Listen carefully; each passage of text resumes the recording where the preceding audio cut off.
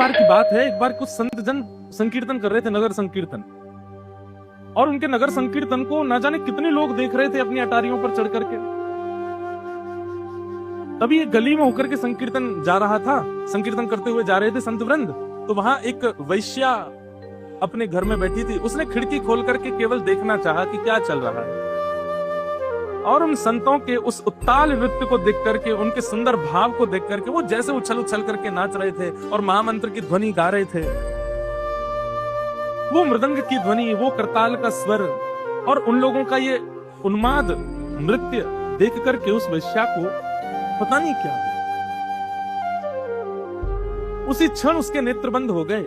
वो दौड़ करके नीचे आई और उन संतों के निकल जाने के बाद उनकी जो चरण रज थी वहीं लेटने लगी, वहीं प्रणाम करने लगी, अपने सर्वांगीण अंग को वहीं लिटा करके मानो उनकी चरण रज को अपने तन पर लपेटने लगी। एक संत ने वो दृश्य देख लिया, उसके नेत्रों में आंसू देख करके वो संत उसके पास गए, जाके बोले क्या बात है, तुम ऐसी क्यों हो रही हो? बोले महाराज आप लोगों का ये कीर्तन और नृत्य देख के मुझे नहीं पता, मुझे कुछ हो गया है। क्या चाहती हो? तो उसने कहा मेरी बस एक ही इच्छा है कि मेरे पास जितना धन है, मेरे पास जितना भी मैंने आज तक कमाया है, मेरे पास जो भी आभूषण है, वो सब मैं आप लोगों को दे दूं या ठाकुर जी की सेवा में लगा दूं। संतों ने आज्ञा की, बोले अभी अभी वृंदावन में नए नए ठाकुर जी स्वयं प्रकट हुए, श्री गोविंद देव जी। उनको वज्रनाभ ने वर्षों पूर्व बनाया था, फिर भूमिगत हो गए, अब प्रकट हुए हैं। आप जाकर के श्री गोविंद देव जी की सेवा में ये भाव अर्पित कर दो। वैश्या ने जाकर के वृंदावन में गोविंद देव जी के पुजारी जी से कही। पुजारी जी ने उसका परिचय पूछा, उसने झूठ नहीं बोला, सत्य बता दिया कि मैं एक वैश्या हूं, पर मेरा मन अब बदल चुका है, मैं पूर्ण रूपेण समर्पित होने आई हूं। आप ये सारी सामग्री, ये सारा धन गोविंद देव जी की सेवा में ले लो।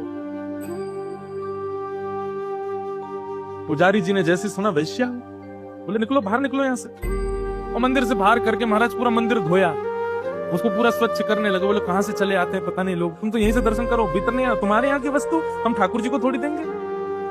अब उस वैश्या ने तो रुदन करना प्रारंभ किया, यमुना जी के तट पर बैठी बैठी रोती रही।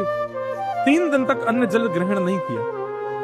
गोविंद देव जी स्वप्न में प्रकट हो गए और पुजारी जी से जाकर के कहा, बोले हम तुमको कहते हैं, हम तुम्हारी सेवा स्वीकार नहीं करेंगे यदि तुम अभी इसी वक्त उस वैश्या को लेकर के नहीं आए और उसके द्वारा प्रदत्त जो धन, स्वर्ण और जो सामग्री है उनको मेरी सेवा में नहीं लगाया तो।